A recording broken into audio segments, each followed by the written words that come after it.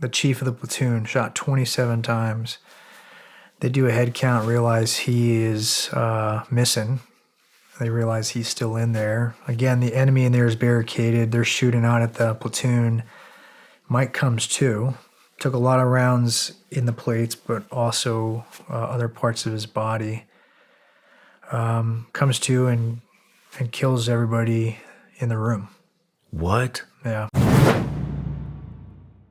Our troop was stationed in Baghdad, and that troop was, I think that platoon was, where were they? Oh man, I can't remember where they were at, but we had just wrapped up our last op, and that one was going live. And I mean, we were all at the same team, same deployment. Like, I knew Mike, I knew that crew. I didn't know him well at that point. I got to know him a hell of a lot better later. But to witness or listen to that shit go down, dude. And I had no idea. It sounds like the guys there, because a lot of my buddies were there as well. Like how they described it. They didn't even know he had fallen through the crease of the door. So I guess what happened was, from what I understand, hearing from the guys that were there, barricaded shooters, they went in, and he ended up getting shot and fell through the crease, and the guys had backed off. So he was in there. The enemy thought he was dead. And he was shot 27 times, I believe. Yeah. So this dude, Mike, the chief of the platoon, shot 27 times. They do a head count, realize he is missing.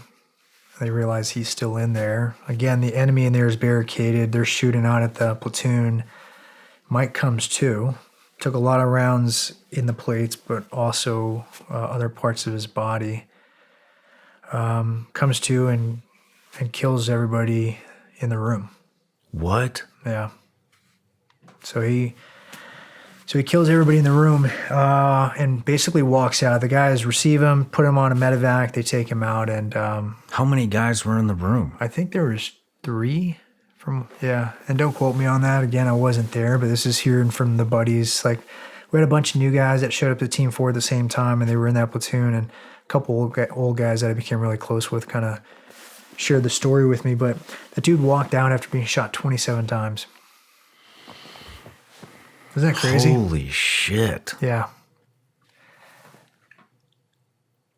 Mike Day committed suicide, I believe it was last year. It was. If I remember correctly, I didn't know Mike. I knew his brother. Yeah. But he had just released a book. Yeah. Am I right? Yeah. From what I understand, he just released the book, and he had some, I think we all carry demons. I got to know Mike really well because of the nonprofit that I started, and a lot of folks knew Mike and wanted to help Mike. And you and I talked about this at breakfast. You could throw all the resources in the world at a dude, but if they're not ready to receive, if they're not in a good place to commit to fucking doing healing, and not to say he wasn't, he just had a lot going on. It was challenging to support him. And part of it was, at times it felt like, from my perspective, he didn't think he needed the help. It was a handout. I don't want the help. And there's other times that he took it, right? So he was a complex human, and I imagine what he went through kind of layered into that complexity. But when I heard he took his life last year, man, I remember we were actually on a call with my team. So the NV team, and that happened. I got the text, and I was just like, I gotta go. Like, I just had to fucking walk away. Like, I needed to go outside. And the thing is, and you know this, man, it's like those calls happen 3, 4, 5 times a year now. Mm-hmm. Yeah, so not to get too far ahead of ourselves, but like, yeah, he survives that, you know, stays in the teams, like heals up, tough son of a gun, heals up and continues to do the job, and then he retires and started sharing his story. It was inspiration to me and others. Like, I mean, getting shot 27 times, surviving, killing everybody, all the bad guys in the room, walking out, like, you're a fucking tough dude, right? Like, and he would share that story and what it taught him, and I learned a lot from him. And again, I started becoming close with him through the nonprofit. What drew you close to him? What was it about Mike? There's a couple things, man. One is I saw myself in him in the sense that, like, I had the same mentality at one point that I don't need the help, right? Like, so I gravitated to the guys that I thought I needed help, probably because I saw myself in a fucking mirror. So he was pretty messed up. Like, I think alcohol was a pretty big issue at points. And I know he, at points he kind of cleaned it up, but other points he struggled with it. But everybody knew he needed help, and we all tried. And again, at times he took it. So I think for me, it was just, I always go to where the biggest issue is. And at some points over the last decade, Mike was at the top of that pyramid. Damn.